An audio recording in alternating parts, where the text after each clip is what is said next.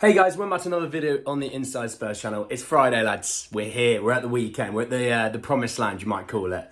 And yeah, I just want to say massive thank you to everyone that recently subscribed. We had another massive video. It's my best video to date with likes and comments, subscribers, all that jazz. It's nice to have the rest of you now join us. And yeah, like I said in previous videos, it's about engaging as one big community, a nice healthy community, and really learning from one another and in reality, kind of like making the club better ourselves, okay? But anyway, let's jump straight in. Enough of the riff-raff and all that jazz. We're talking a little bit about some transfers, shockingly. Being a transfer window, we're talking transfers. And I just want to jump straight in with a few things. And these are players in and out, all right? So I'm going to jump straight in with a few, okay? So from Alistair Gold, let's talk a little bit about players come in. He said they'll sign 2 new centre-backs if they can move centre-backs on. So we think of players like Davinson Sanchez, obviously he's expected to leave the club. It does look like Joe Rodon's expected to leave the club. Alistair Gold said that he has interest from the Premier League as well as Ligue 1. So again, nice that we have suitors. Hopefully can drum up a bit of an auction, I guess, between the clubs. Try and move him on, get a few quid out of him. We spent sort of about 15 million on him. If we can recoup a lot of that, move him on, use that to sort of refund the club, refund the squad, with quality that we're going to use now and for the future. He also said Tatsoba is the main choice of centre-back, but they do like Micky Van de Ven. And they said Tosin from Fulham is also a player that Spurs still have interest in, but I think he's sort of like a distant third. And that's nothing to be, sort of laughed at or anything like that. But I do think it's Tatsoba and Micky Van de Ven 1 and 2. Kind of elaborating on that and... from Ben Jacobs, and we're talking about player out, and I'm trying to talk about centre-back position, try and get through a lot and then give my opinion. Ben Jacobs said that Atalanta and Luton Town both want Japhet Tanganga as well. It says, expect Spurs' pursuit of a centre-back to be a quick one, and it's more likely that they'll be in terms of negotiations with Micky Van de Ven. So that's always quite a nice, interesting situation. And then Ekrem Kanur, who's quite in the well-known sort of stratosphere of Saudi Arabia, said that Saudi Arabia clubs are monitoring Eric Dyer's situation at the club. Now, obviously, we know from other sources that they expect Eric Dyer to play his last season out and then go on a free. But I tell you what, if Saudi Arabia fancy it, now they've taken about 300 million people from Chelsea. What's one from Spurs, God, what a shame that would be. Get a few quid out of him, save some money on the wages. We're going to lose him for free next summer. Yeah, he'd probably be a backup this season, But it does look like, centre-backs is the next position. I think it's going to be Micky Van de Ven, if I'm honest. I think that's an easier negotiation. I think it's one that you can get done quite quickly, whereas I think Tapsoba is going to take a little while. There'll be some back and forth negotiating on that front. What's the overall fee of the deal? What's the instalments? What's the breakdowns? I think it's probably going to total about 45 million, if I'm honest. I wouldn't be surprised if it's like 30, 35 as the sort of first initial amount in terms of, it doesn't have to be all in one bulk, but in terms of as a guarantee. And then I think they'll have sort of 5 to 10 million with installments added on if, hit certain things. If they put us to win a trophy in there, then Leverkusen know they're not making that money. So probably not that, if I'm honest. That one hurt. That one hurt to make a joke of. But yeah, if we think about Japhet Tanga, you think of Rodon, you think you're probably going to get about 20 million in total from them too, alone. Because again, Tanganga is English. It's English tax. And if, people want him, he does have suitors. And he had a lot of suitors from Italy before. So it's definitely, I think Italy is a kind of place that players that you think, can they be good? Can they not? I don't know about them. Send us to Italy, you'll know quickly. A.K.A. Tomori. And actually Smalling's done quite a good job at Roma as well. But I think it's definitely, if we want Micky Van de Ven and Tapsoba, we have to move Sanchez, we have to move Tanganga, we have to move Rodon. We might have to move Eric Dyer because we might be bringing Longley back in. You only really need 4 centre-halves this year. You have your main 2 and you have the backup 2, okay?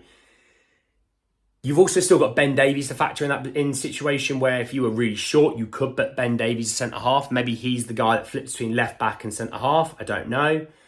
But I do think we're going to lose 3 at least this window. I think we keep Eric Dyer, I just do. I don't see us moving him.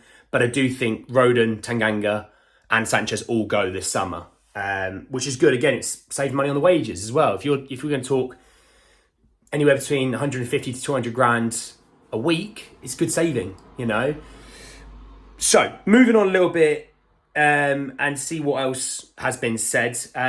We look at Nizar Kinsella, who said that Manuel Solomon, the player who was on loan at Fulham last year from Shakhtar Donetsk, they had this obviously situation where technically his contract's finished, but Shakhtar don't believe it should be finished. They believe they suspended it for a year whilst he went on loan, so they could have him for then this year, so they could cash in on him. And they're taking it sort of a FIFA court ruling. We're still wanting Manuel Solomon. He would be a free, potentially. I don't know what would happen with the FIFA ruling, but I think Shakhtar might be...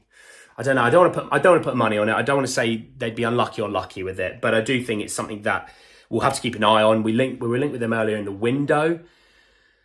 I don't know a ton about him, if I'm honest. I didn't watch a ton of Fulham last season. I'm going to put my hands up. I'm going to be honest. And I'll never lie to you to say one player's good or not if I've never seen them or haven't seen enough of them, okay?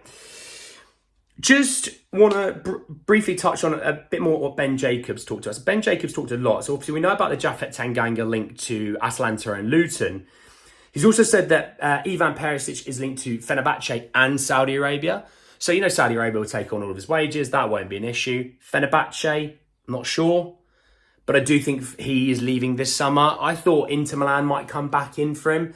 But I think, you know, the guy's on 180 grand a week or something like that. And Inter can't really afford to be dealing with that sort of situation. You know, I think I do see him going to Saudi Arabia, to be honest.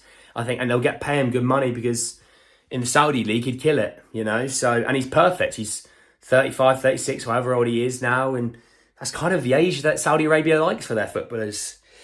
Obviously, we talked about how we expect the pursuit of a centre-back to be a very quick one. And he also says it's more likely it'll be in terms of Micky Van de Ven. He also mentioned about Sergio Reguilon leaving. And he actually said that he believes that, well, this is what he said, that Celta Vigo want him. What I'm worried about with Reggie is we paid a decent fair value for him. I don't see us getting that. I see us getting about a third of it. So I think we paid, up to about 30 million euros. And I see us getting about 10 million euros for him. But if it's 10 million plus they take his wages, it works out to being an okay deal when you think about it. You're probably saving 5 to 10 million pounds on just his wages alone. So it's like a 20 million pound deal in a way. It's not a bad thing. It's something that I think Reggie needs. I don't see him playing at Spurs. I don't see him getting ahead of, Sessegnon, because I don't see him as a good enough defender ahead of Sessegnon. Davies has more versatility. Plus, I think he probably has a part to play in the whole homegrown situation, all that jazz. And obviously, Destiny's going to be probably the number one going forward this season. There's talk about, can he play in a back four? Yes, he can. And there's talk about he was linked to AC Milan. He's not leaving, guys. Just move on from that one. He's not going anywhere. He's going to be on tour this summer with us. He's going to be a Spurs player this season. So just move on from that. And if you hear stuff about it, just try to ignore it, okay? And the other one, and I've had this in comments sections quite a bit over the last sort of probably couple of weeks, is Alex Scott. And he said that Spurs and Wolves are front runners for Alex Scott, and the fee would need to be around 25 million. And I said, I think about a week or two ago, it'd be around about 30. So that makes a lot of sense, to be honest. I do see Alex Scott being someone who has a lot of suitors this window. I know West Ham were looking at him as well. So I think there's quite a few Premier League clubs looking at him. I can see Palace probably coming in there. Everton, if they could maybe offload a couple, would probably be looking at him. But I think, look, if we put our foot down and say we want him, we have him. That's the way I'm going to look at this. I don't see it being something that we're going to focus on right this second, though. I believe centre-half, maybe 2 centre-halves will be something we're going to focus on first. I talked in a previous video how a number 6 and number 8, I've talked in other videos how we want young wingers. But I think we're going to focus on first-team players right this second. That's not to say Alex Scott wouldn't be in the first-team squad, but I don't see him starting. And I think we're looking at centre-halves that are going to start this season. That's what I'm saying there. We've got the keeper sorted. We've got the left-back in Destiny Udogie coming in. Poro's going to be the number 1 right-back this season. Looking at 2 centre-halves, maybe Tapsoba, Micky Van de Ven. You've got Madders, who's going to be playing in the midfield alongside Basuma. Obviously, I know Benson Cole with the injury. We'll have to wait and see.